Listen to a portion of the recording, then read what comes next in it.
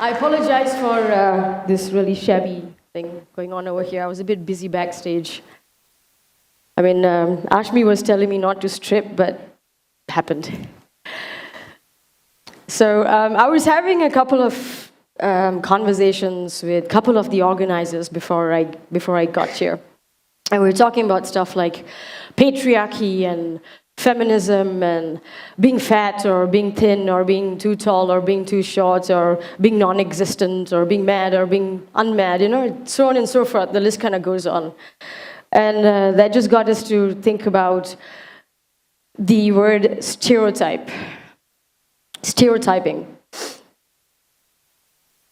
There's a reason why I'm dressed the way I am, which I will tell you shortly, apart from things going on backstage with me. But did you know that the human person, your body, can't sit still for more than 30 seconds, if you actually check it out? Even if you're sitting right now, all of you are moving. Either your feet would be moving, your fingers would be moving, a part of you will be moving a lot. And we kid ourselves that we're all being, like this. And we're all being not hyperactive. I mean, I only move a lot, not because I'm hyperactive, it's because I need to go wee-wee very often.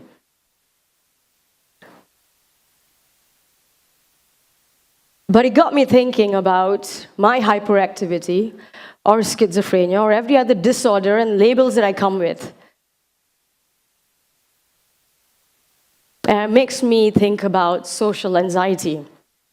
The only reason someone is mad or can't function the way people are expected to function, in the words of society, it's called normal. The only reason people can't do that is because of social anxiety. I'm pretty certain every one of you, each one of you experiences social anxiety. At every level, at some level, it doesn't matter, but you do experience it. You'd be lying to me if you're not.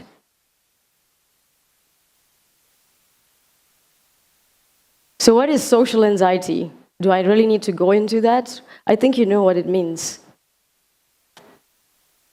But I'm going to tell you a story as to now why I'm dressed the way I am. Apart from the fact that I can button my own shirts up and the other people to unbutton them. It took me a long time to learn how to button my shirt. I mean, it's easy when I look the way I do. I just have to go show up to front people. Hey, can you button my shirt up, please? But it was a problem for me. I can't do simple things. I couldn't do a lot of simple things. Now when I dress up like this, most people fall for a stereotype. Lesbian, dyke, tomboy. That's the reason I'm dressed the way I am. The reason I'm also standing here, or why this particular dress code means a lot to me, with the stereotype of coming across as a boy and all of this other stuff, is because when I first ran away from home, I was 14 and a half, and this was in Malaysia.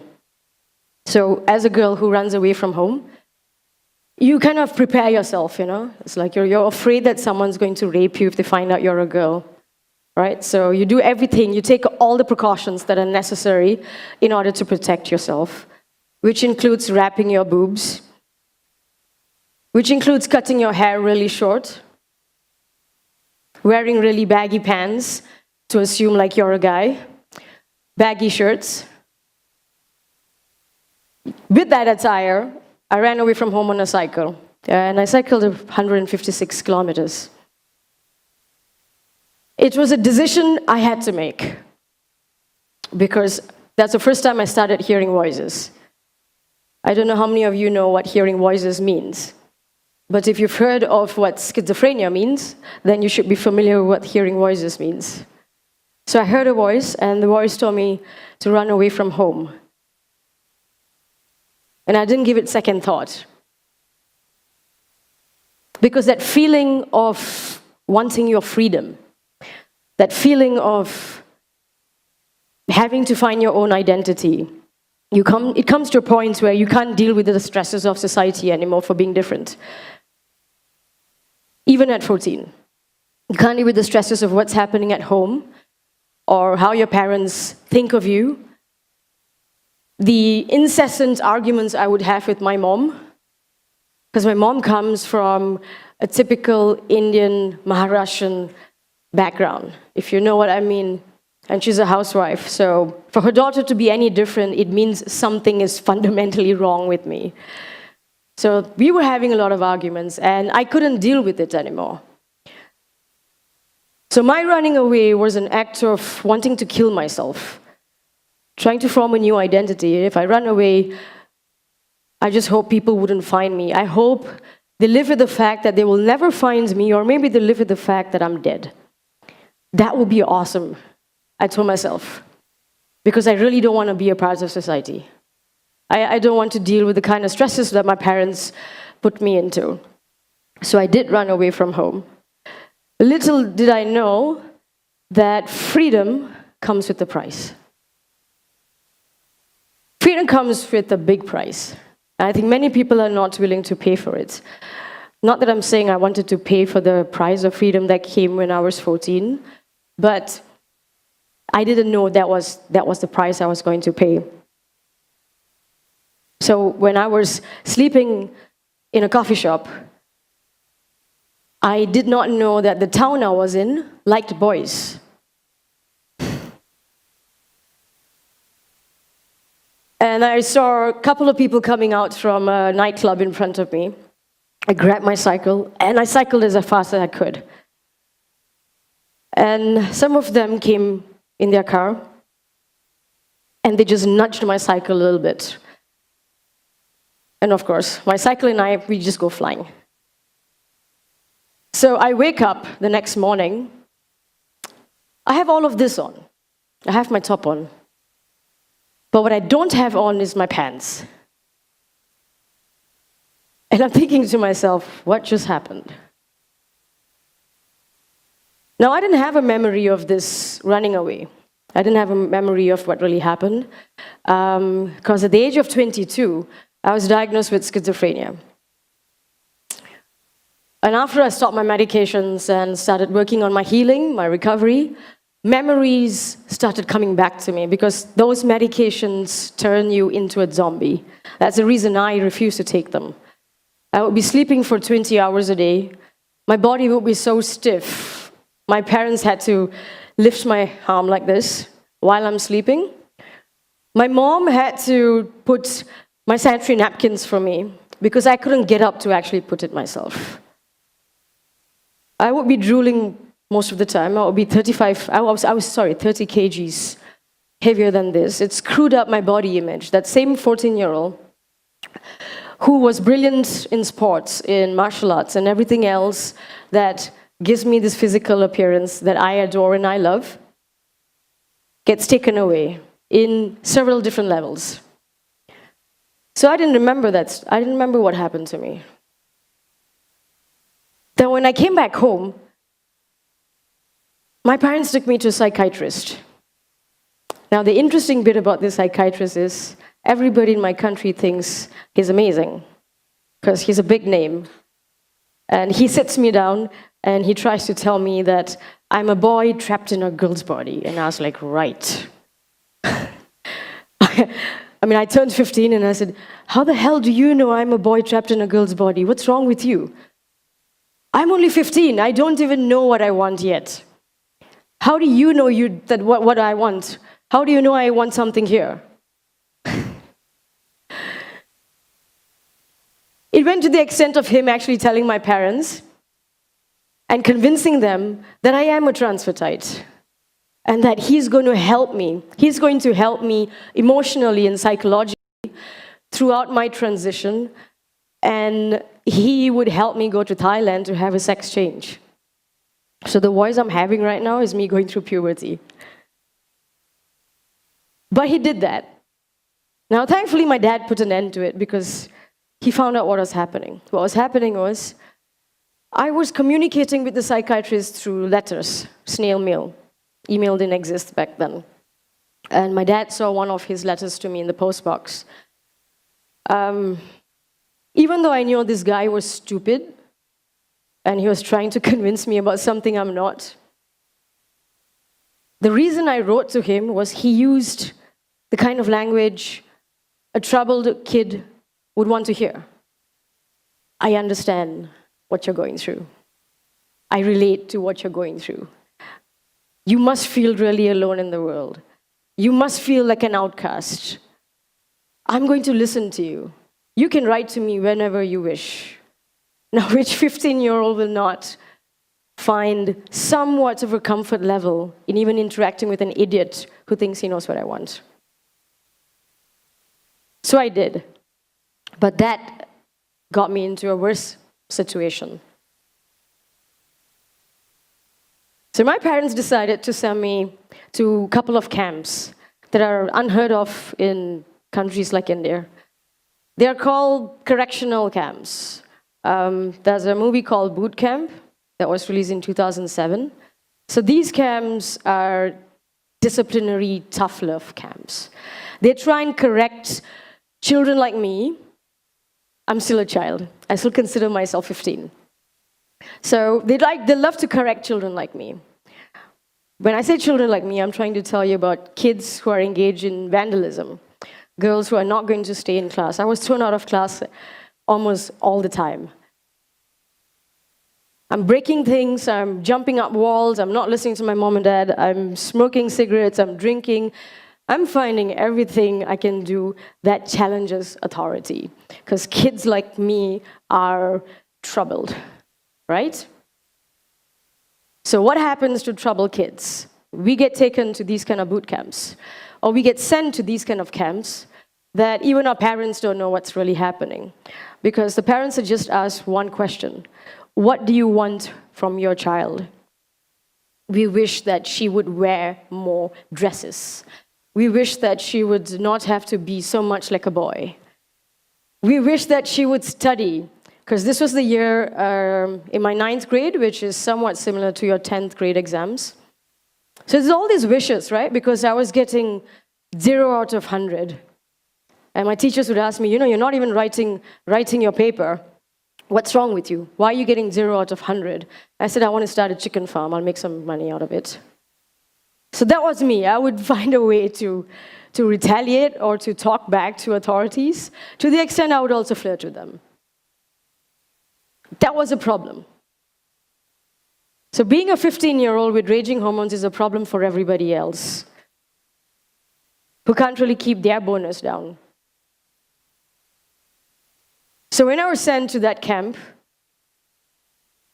for a very long time in my life, for about 21 years, it was 21 years ago, I thought to myself, if I find this guy, I call him Crater Face. If I find him, I would like to stick a rod up into his mouth and maybe several other places, but I have not. I know he exists. He's even on Facebook. Even my siblings know he exists. But what I really learned from that camp taught me a lot of life skills. It taught me things that I don't think I would have learned anywhere else. Of course, it's distressing. Being in a camp like that, today I don't even know how many of my friends are alive. Because I did face a lot of suicide attempts.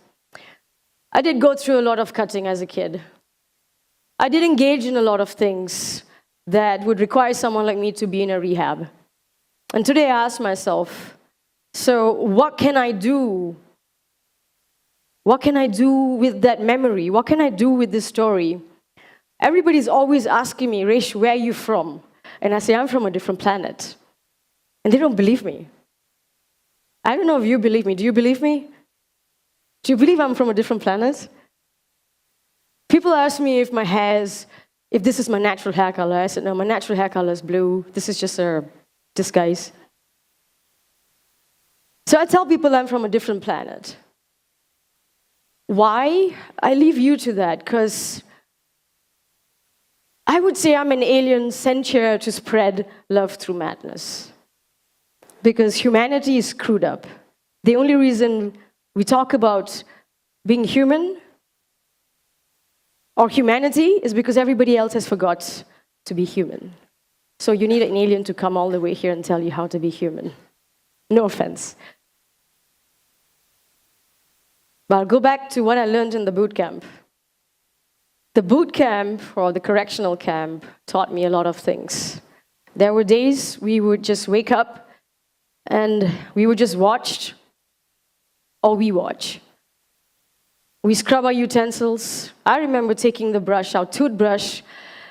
If we cross any rule and we don't follow what is told, it's a toothbrush you are given, which is your toothbrush, the one you use for brushing your teeth. And you got to go and scrub the entire toilet until there's absolutely no mark, until the toilet looks like a toilet. The commode looks like a commode, which is white, not any other color. Not that I'm being racist to toilets. But I remember doing all of this. I remember how when a friend is unwell, and if she's found to be unwell, it means we needed more discipline. It means we were not taking care of ourselves. It doesn't mean we get to rest. It actually means we need to go stand in the rain and get wet and deal with our shit. So these are the kind of things I learned over there. Now, I was angry for a long time in my life when I thought about these memories. Who wouldn't? My parents were angry too when they realized what was happening. When they found out what was happening when I wrote my book. And everybody asked me, so how come you have not been angry now? I said, because I'm rewriting my story. We come into this world as atoms and particles, right? And then we're given this body. Now, you have a mind or you have a soul. I don't know that. I can't see my mind, and I can't, of course, see my soul, but that's the words we use. And we try to label this mind and give it different names and give it different labels if it acts differently or forces you to behave differently or makes you do things or say things or think of things any different than anybody else out there. Basically, the idea of social construction is everybody needs to be the same when we're not. So boot camp or correctional camp taught me to be extremely patient. Well, apart from being schizophrenic, I'm patient. And I'm always patient because I've been doing it for a really long time in my life. So even when someone tells me to wait, I'm going to wait. And they really are wondering why. I mean, they feel bad when I'm waiting and they don't understand why is it that I'm not getting angry or saying anything. And I say, well, I've been patient for my entire life, so patience runs in me. I'm going to fast forward this journey a little bit more. After schizophrenia, I had a brain tumor, which had to be removed, and it left me with epilepsy. And when I was in the hospital, and everybody would feel more depressed about me than I would. And I said, what the hell's wrong with you? Why are you coming to meet me like I'm going to die? I'm not dead. I'm not going to die. It's just a tumor that was removed, you know? And I would flirt again, and I would talk to everybody the way I normally do. And they couldn't understand how I was doing that. It's almost like something, it was unfathomable for them that someone, after a brain surgery and a tumor, could lie in bed and crack jokes. People don't understand that. They can't understand that. Why they can't understand that is because we're all so stuck with the kind of suffering. We want to own our suffering all the time. It makes us feel better about ourselves. Like, oh, I went through this. You don't know what my life is about. Chores. I don't know how many of you are given chores here, but we're given chores. And until you complete your chores, you can't go for a movie. You can't watch a movie on television. Until you complete all of that and you finish the dishes, then only can you do what you want. So we're kind of grown up that way. So when it comes to cleaning the toilet, it's odd. Very often I'm People are calling me up to take my interview, and they hear me flush, and they're like, "Oh, sorry, did we get you in a bad moment?" I said, "No, I'm washing my toilet." And they don't understand why. So for me, learning to shit actually teaches you the only life principle you need. Are you getting me, or do you think I'm talking shit? Because I am. But I don't know if you've heard the 6 degrees of separation. Yeah, so I like to tell people we're actually connected through our shit. Because when you flush, it goes into the sewage, and then your shit that has that has like parts of your consciousness in it that you went out, is going to travel all the way and meet mine somewhere.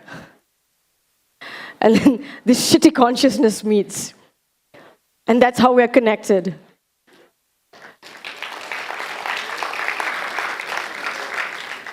But what happens when you're cleaning your shit or the toilet?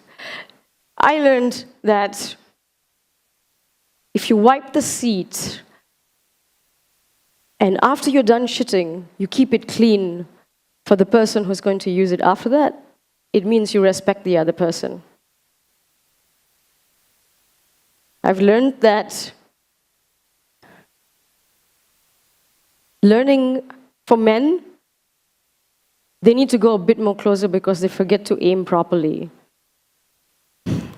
I've learned that as a woman, you got to sit until your performance is completely over. It teaches you patience. Everybody's always in a hurry. These are the principles I've learned from shitting and washing toilets. It doesn't matter anymore. It tells me that if you can wash a toilet, you don't have an ego. Many people can't do that.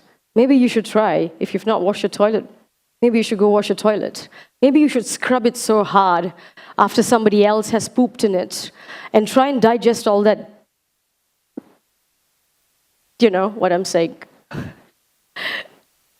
Maybe you should try doing that and see how difficult it is to deal with this pride that we carry inside as, I can't wash the toilet, I'm going to give someone else to do it. So we're giving our shit to someone else to clean. So of course suffering exists. We can't clean our own shit. We forgot about our parents cleaning our bums when we shared as kids. But then we'd rather pay someone else to clean our shit. And for me, that's fundamentally wrong. I think it's wrong to get someone else just because you're paying him or her to clean your toilet and to clean your shit. Even if it is a hotel and somebody else is doing it, they're still cleaning your shit. Do you think they like doing it? Do their faces not go, what? I'm pretty sure half of them die of breathlessness after some time, because it really stinks. Shit stinks, period. That's the only thing that connects us. Our skin color doesn't connect us. Our bodies don't connect us. Our facial features don't connect us. Our minds don't connect us. None of this connects us. None of what I'm saying connects us. None of what you're thinking connects us. But our shits do connect us. Let's face it, okay? It all stinks. All our shit stinks.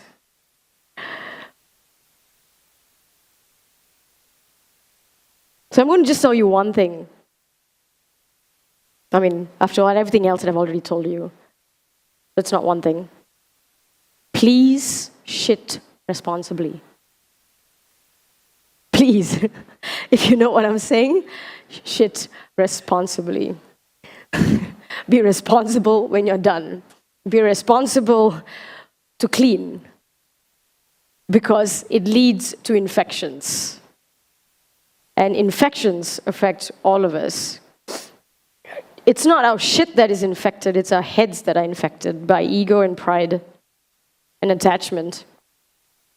So maybe if we all start shitting responsibly, the world might be a better place. And we wouldn't need to leave our droppings for everybody else to collect. It's like, oh, hold on. It's like, yeah, go back over here and put it over here. That's what's happening. It's like, I'm dying over here. Somebody else is going to clean and put it over here. It's like, oh, wait, I just crapped my anger to my mom in my shits. Can you please clean it up? I just shat the anger to my boyfriend. Could you please clean it up? So which one of you don't have problems? Which one of you don't feel distressed in life? Which one of you don't experience voices in your head? I'm talking right now, and all of you are staring at me. Did you know I've got schizophrenia? Just you looking at me make me feel paranoid.